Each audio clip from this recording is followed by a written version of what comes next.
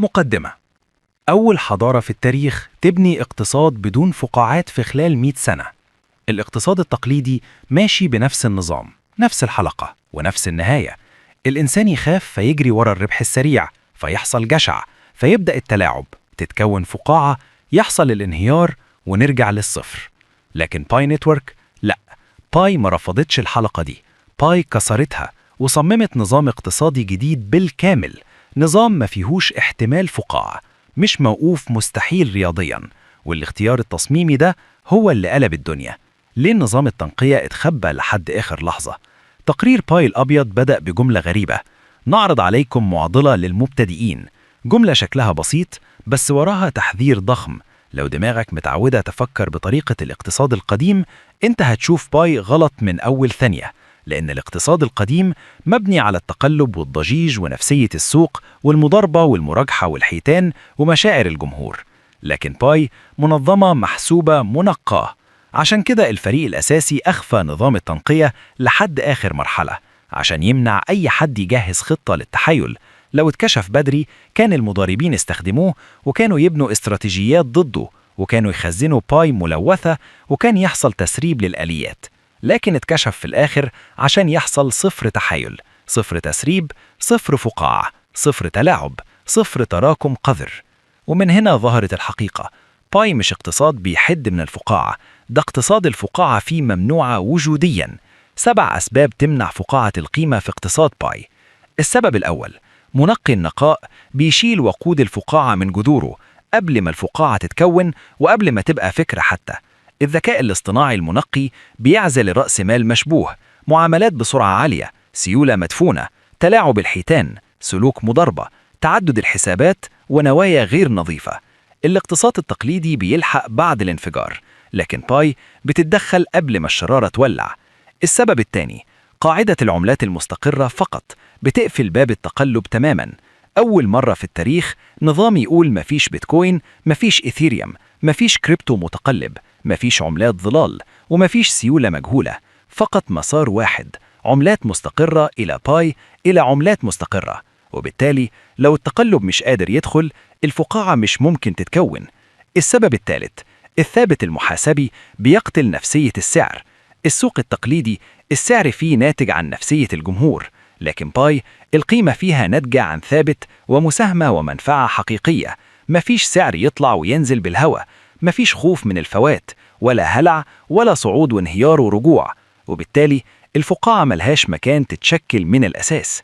السبب الرابع: الذكاء الاصطناعي بيفحص نوايا كل حركة. كل معاملة بتتسأل: هل بتزود إنتاج؟ هل بتخلق قيمة؟ هل بتفيد المجتمع؟ هل فيها نمط تلاعب؟ هل فيها سلوك مضاربة؟ ولو الإجابة لأ، المعاملة تتمنع أو تتنقى أو تتشال، لأن الفقاعة في أصلها نتيجة نفسية إنسان. وفي باي نفسية الإنسان اتلغت واستبدلت بحوكمة ذكاء اصطناعي.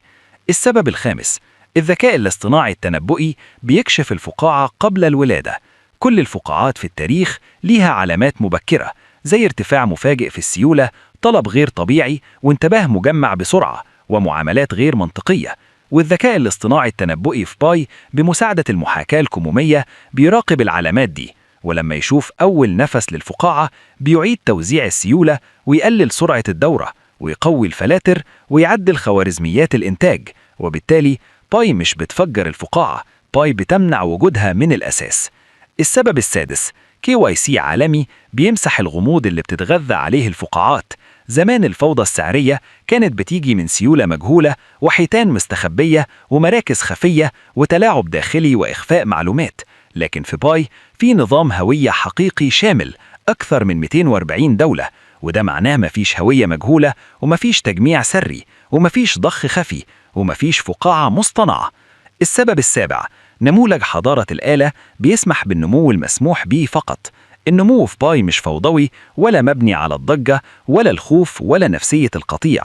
النمو لازم يكون نظيف، قائم على قيمة ومنفعة ومساهمة وإنتاج وشفافية على مستوى النظام. وأي توسع غير نافع النظام بيرفضه، وبالتالي توسع الفقاعة مستحيل يحصل. باي مش اقتصاد مقاوم للفقاعة، باي اقتصاد مستحيل الفقاعة. باي شالت كل عناصر تكوين الفقاعة التقليدية: التقلب والمضاربة وحلقات السعر والمشاعر والتلاعب والحيتان والسيولة المجهولة والرفعة المالية. وده مش حظ، ده تصميم مقصود. ليه الفريق الأساسي اختار الطريق ده؟ لأن الفقاعات كانت السبب الجذري لكل أزمة مالية كبيرة من سنة 29 لحد 2008، وأزمات التكنولوجيا والعقار والكريبتو كلها فقاعات. ولأن أي نظام اقتصادي عالمي بديل لازم يكون ثابت مش فوضوي، خاصة لو هيتعامل مع حكومات ورواتب وتسويات وتجارات وشركات. ولأن باي مش مبنية على الخوف والجشع زي الأنظمة القديمة، لكن مبنية على المساهمة والإنتاج والقيمة والمشاركة، وده ضد فلسفة الفقاعات تماما. وفي النهاية الاقتصاد القديم قائم على خوف وجشع وفقاعة وانهيار، لكن اقتصاد باي قائم على مساهمة ونقاء وثقة وحوكمة ذكاء اصطناعي. وعلشان كده الأنظمة القديمة بتخاف من الفقاعات، لكن باي بتخلي الفقاعة مستحيلة. وعلشان كده باي مش مجرد كريبتو، باي مرشح لنظام اقتصادي عالمي.